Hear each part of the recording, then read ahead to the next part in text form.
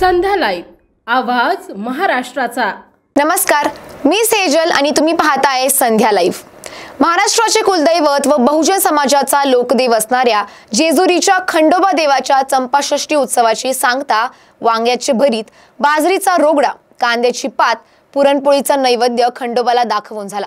महाराष्ट्राचे कुलदैवत असणाऱ्या खंडोबा देवाच्या जेजुरी गडावर मार्गशीर्ष प्रतिपदेला चंपाषष्ठी उत्सवानिमित्त खंडोबा व म्हाळसा देवीच्या उत्सव मूर्तीची घट स्थापना करवीर पीठाच्या शंकराचार्य श्री नरसिंह भारती यांच्या हस्ते करण्यात आली होती। 5 दिवस पूजा, अभिषेक, विविध धार्मिक सांस्कृतिक उपक्रम, वाघ्या मुरळी व लोककलावंतांचा भक्तिगीते, घडशी समाजाचे दिवस रात्र, सुमंगल सणई, चौधडा वादन, देव दीपावली, तेलहंडा, देवाला तेलवण, वड, हळद अशा धार्मिक विधींनी 6 दिवस वातावरण मल्हारमय होऊन गेलं होतं।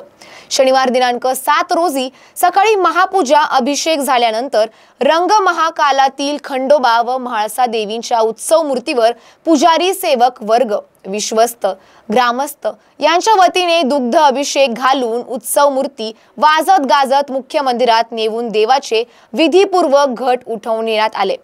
वांग्याचे भरीत, बाजरीचा रोगडा, पुरणपोळीचा नैवेद्य दाखवून 6 दिवसांच्या उपासनेची सांगत झाली आहे। या उत्सवानिमित्त जेजुरी देव संस्थान व जय मल्हार चंपाषष्ठी अन्नछत्र प्रतिष्ठानच्या वतीने सुमारे 3000 किलो वांग्याचे भरीत, हजारो भाकरी तसेच पुरणपोळी व मिष्टान्नाचा महाप्रसाद 50,000हून अधिक भाविकांना देण्यात आलाय।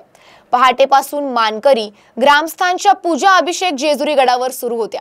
हजारो भाविकांनी खंडोबा देवाच्या मार्गदर्शनासाठी जेजुरी गडावर ताज्या आणि महत्त्वपूर्ण बातम्या पाहण्यासाठी आमच्या चॅनल संध्या लाईव्हला लाईक, शेअर आणि सबस्क्राइब करा।